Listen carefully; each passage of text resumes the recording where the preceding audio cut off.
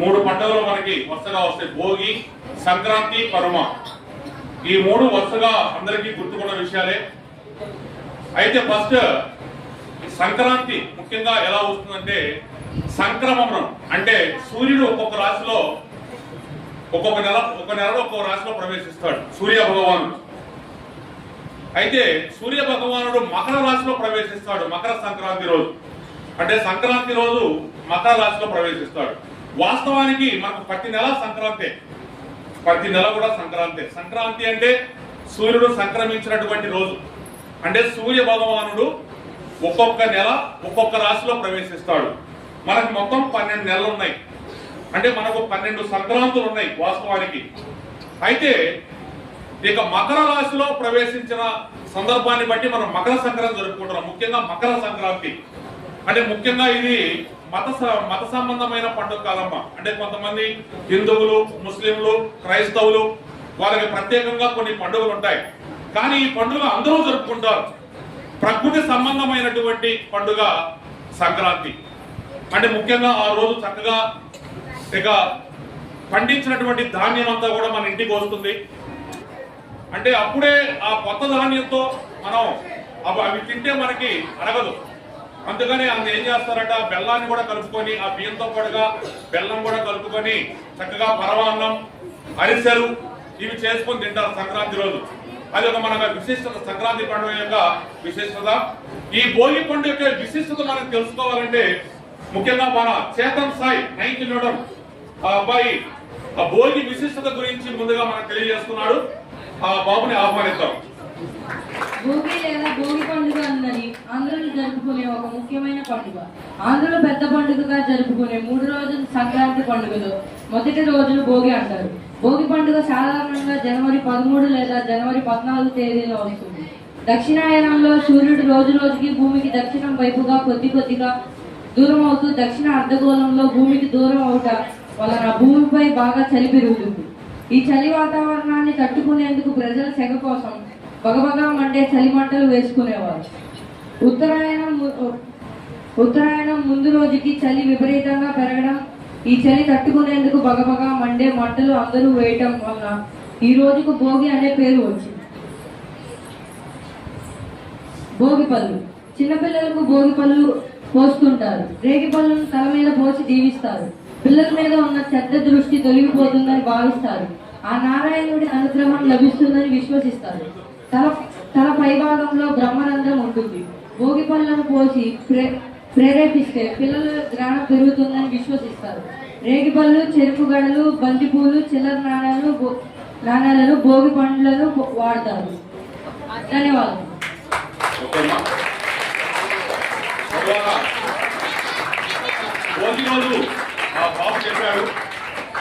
భోగి మంటలు అందరికీ తెలుసమ్మా.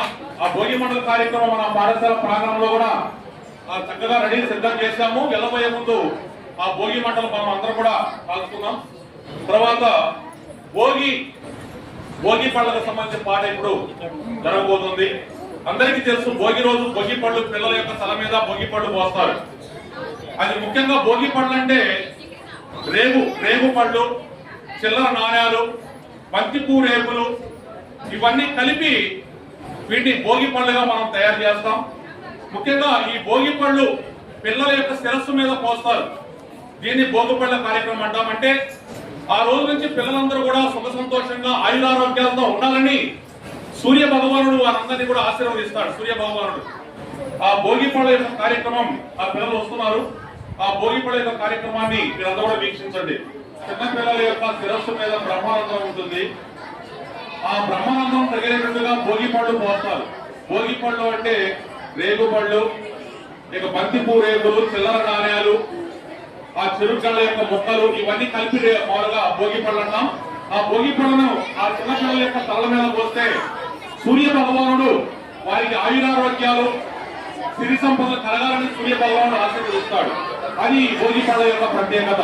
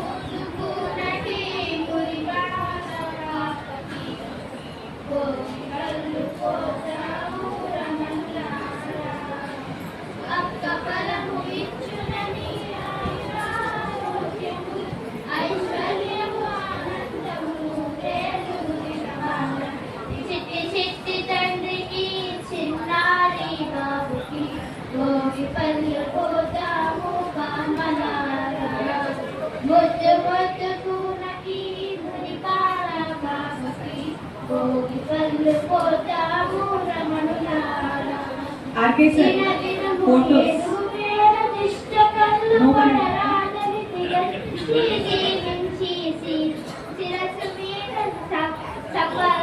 చిట్టి చిట్టి తండ్రికి చిన్నారిగా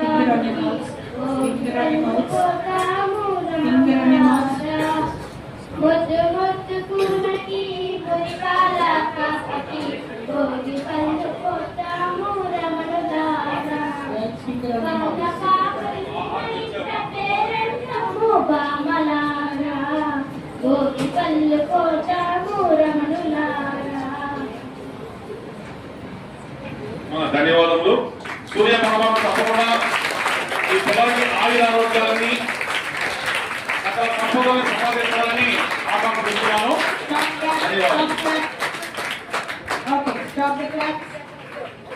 ఆ పిల్లలకే కాదమ్మా, మీరు చూసినటువంటి మీకు కూడా సకల సంపదలు కలగాలి. ఆ సూర్య భగవాన్ ఆశీస్సులు మీకు అందరికీ ఉండాలని మేము కోరుకుంటున్నాం.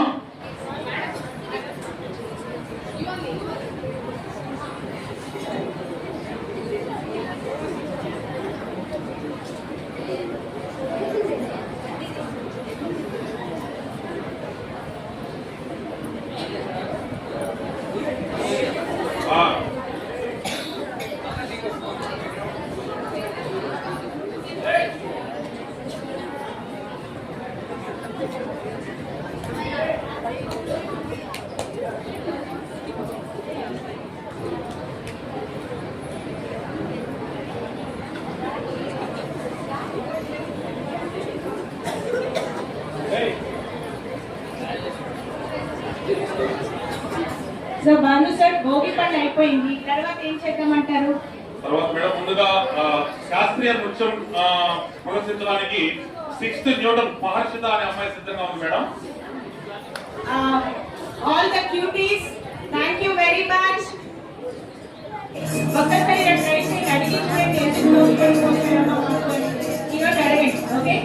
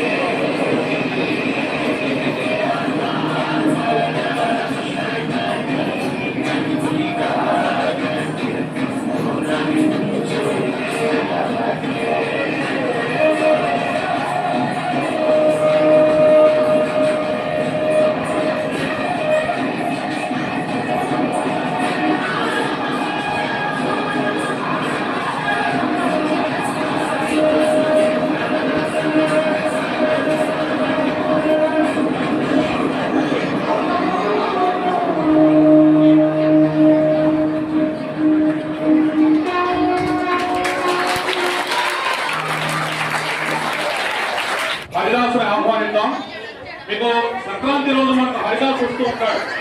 ప్రతి ఇంటికి వెళ్ళి వచ్చి హరిలో రంగహరి హరిలో రంగహరి అంటూ ఇక ప్రతి ఇంటికి వచ్చి కీర్తన ఆలపిస్తూ ఉన్నాడు.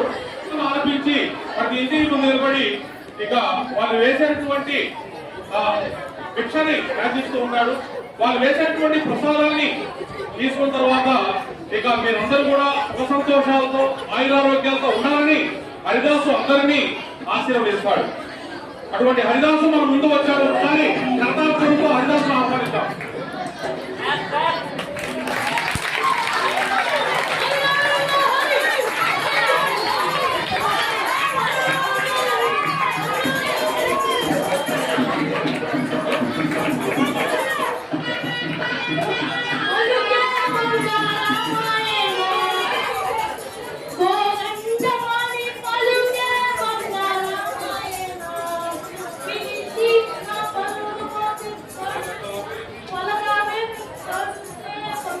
వచ్చి నిలబడ్డప్పుడు మనం ఏం చేయాలి కదా? మనకి ఇప్పుడు వచ్చే ధాన్యం ఏంటి? ఈ పంటకు వచ్చే ధాన్యం ఏంటి? మరి రైస్. సో రైస్ జనరల్ గా రైస్ చేస్తారు అందరూ. నా నెక్స్ట్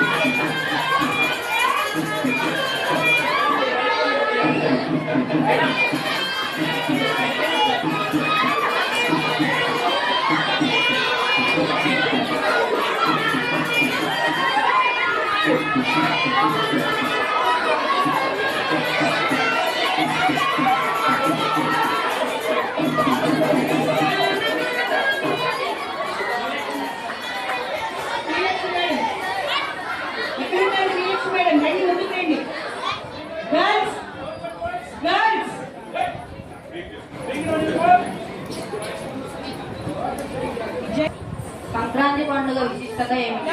3 రోజుల పండుగ ఎలా జరుపుకుంటారు? నెలకు ఒక రాశి చొప్పున సూర్య భగవానుడు ఏడాది మొత్తం కలిపి 12 రాశుల్లో సంచరిస్తాడు. రాశి మారిన ప్రతిసారి సంక్రమణం అంటారు. కానీ ధనుస్సు రాశి నుంచి మకర రాశికి సూర్యుడు సంచరించేటప్పుడు పెద్ద పండుగ జరుపుకుంటాం. అదే సంక్రాంతి పండుగ. ఈ పండుగ 3 రోజుల పాటు అత్యంత వైభవంగా జరుపుకుంటాం. సంక్రాంతి పండుగ విశిష్టత ఏమిటి? ప్రపంచ వ్యాప్తంగా సంక్రాంతి పండుగ పెద్ద పండుగగా ఎలా జరుపుకుంటారో పూర్తి వివరాలు తెలుసుకుందాం. దక్షిణ దిక్కు వైపు ప్రయాణించిన సూర్యుడు తన దిశను మార్చుకొని వాతావరణంలో పూర్తిగా మార్పులు వస్తాయి. సంక్రాంతి సౌరమానం ప్రకారం చేసుకుంటాం కాబట్టి పండుగ తేదీల్లో మార్పులు ఉండడం చాలా అరుదు. సంక్రాంతి పెద్ద పండుగగా ఎలా అయింది? సంక్రాంతి పండుగ సమయానికి పొలం నుంచి వచ్చే ధాన్యం ఇంటికి చేరుకుంటుంది. చేతికి వచ్చిన పంటను చూసి రైతులు ఆనందంతో చిరునవ్వులు చిందిస్తారు. ఇంటికి చేరిన కొత్త ధాన్యంతో అన్నం వండుకొని తినరు. ఎందుకంటే కొత్త బియ్యం తొందరగా ఆగదు. అందుకే ఆ బియ్యానికి బెల్లం జోడించి పరవాన్నం, అప్పాలు, అరిసెలు, చిక్కిలాలు తయారు చేస్తారు. ఇలా చేస్తే పిండి వంటలు చేసుకున్నట్లు కూడా ఉంటుంది. జీర్ణ సమస్యలు కూడా రావు. తమిళనాడులో కొత్త బియ్యంతో పొంగలి చేసి నైవేద్యం పెడతారు. అందుకే అక్కడ పొంగల్ అని పిలుస్తారు. అంటే పంట చేతికి అందించిన దేవుళ్ళకి ధన్యవాదాలు తెలుపుతూ అన్నీ చేసి నైవేద్యం సమర్పిస్తారు. అంతేకాదు ప్రకృతిని పూజించడంతో పాటు పశువుల్ని కూడా పూజిస్తారు. ధన్యవాదాలు.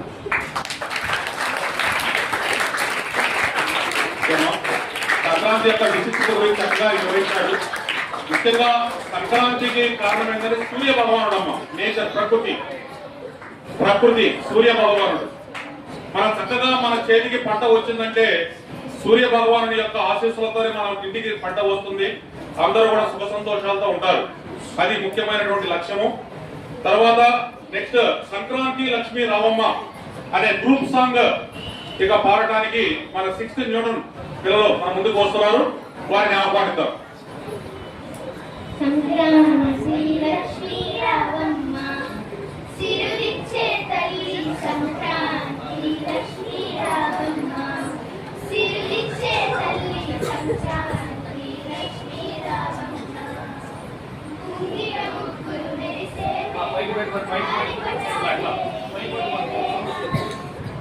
ముంగిట ముగ్గులు మెరిసే వేళ గాలిపటాలే ఎగిరే వేళ రఘుగిరెత్తున గజ్జల సంపడిన సంపుగా వినిపించే వేళ సంక్రాంతి లక్ష్మీ రావమ్మ తిరులిచ్చే తల్లి సంక్రాంతి లక్ష్మీ రావమ్మ భోగి మంటలు పెరిగే వేళ భోగ భాగ్యాల వరములనిమ్మ భోగి మంటలు వెలిగే వేళ భోగ భాగ్యాల వరములనిమ్మ కష్టాలన్నీ దూరం చేసి కలకాలం చల్లగా చూడమ్మ సంక్రాంతి లక్ష్మీ రావమ్మ సిరులిచ్చే తల్లి సంక్రాంతి లక్ష్మీ రావమ్మ సిరులిచ్చే తల్లి సంక్రాంతి లక్ష్మీ రావమ్మ ధన్యవాదాలు.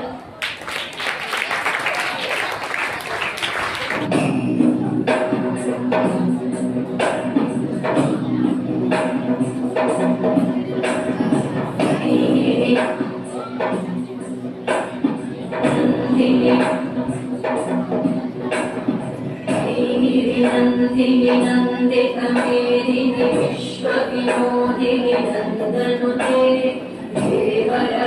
देवरविन्द्यशिरोधिनि वासिनि विष्णुविलासिनि विष्णुनुते भगवति देशिति कण्ठकुटुम्बिनि भूरि कुटुम्बिनि भूरि कृते जय जय हे महिषासुरमर्दिनि रम्यकवर्दिनि शैलसुते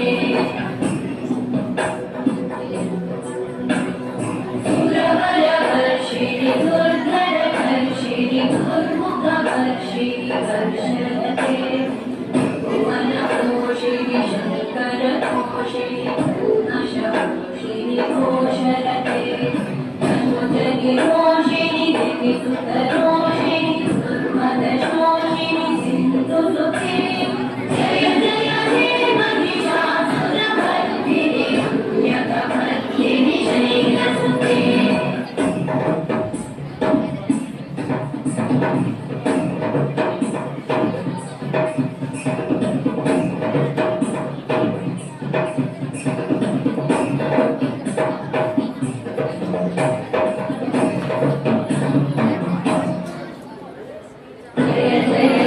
जय जय शब्दपरस्तुति तत्पर विश्वनुते घनगणभिञ्जिमि विवृतनोपुरसिञ्चितमोहितभूतपते नटितनटार्जनकी नटनायक नाटितनाट्यसुगानरते जय जय हे Mahishasuramardini रम्यकवर्दिनि शैलसुते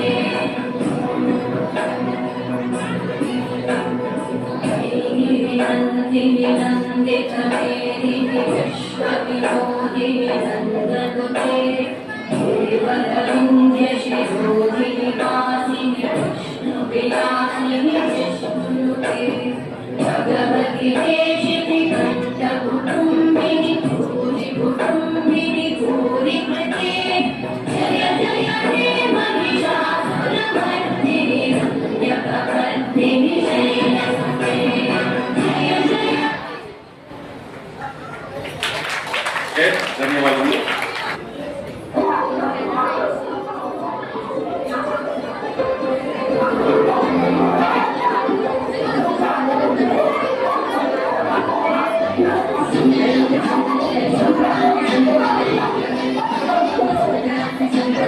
Thank you.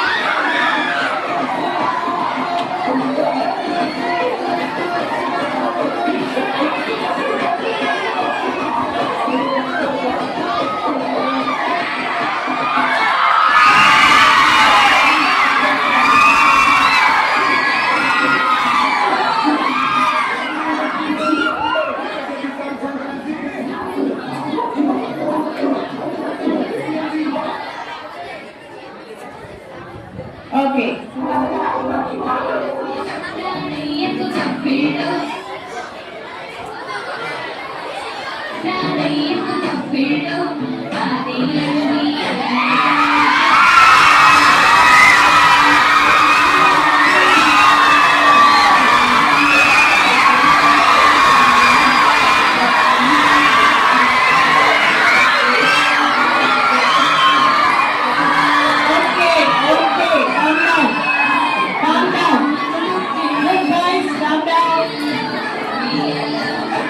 Enjoy the song and dance.